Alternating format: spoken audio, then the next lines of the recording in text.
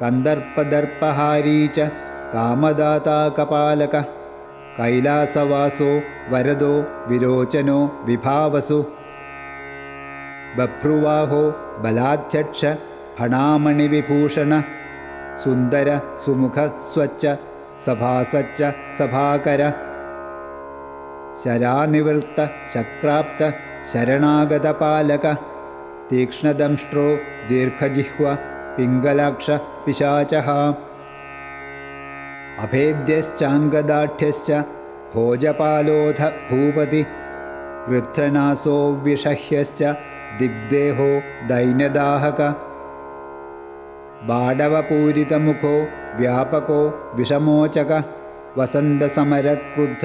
पुङ्गव पङ्कजासन विश्वदर्पो निश्चिताज्ञो नागाभरणभूषित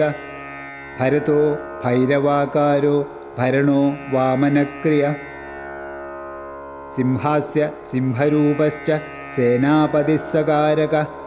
सनातन सिद्धरूपी सिद्धधर्मपरायण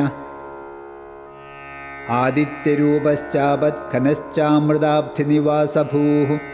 युवराजो योगिवर्य उषस्तेजा उडुप्रभ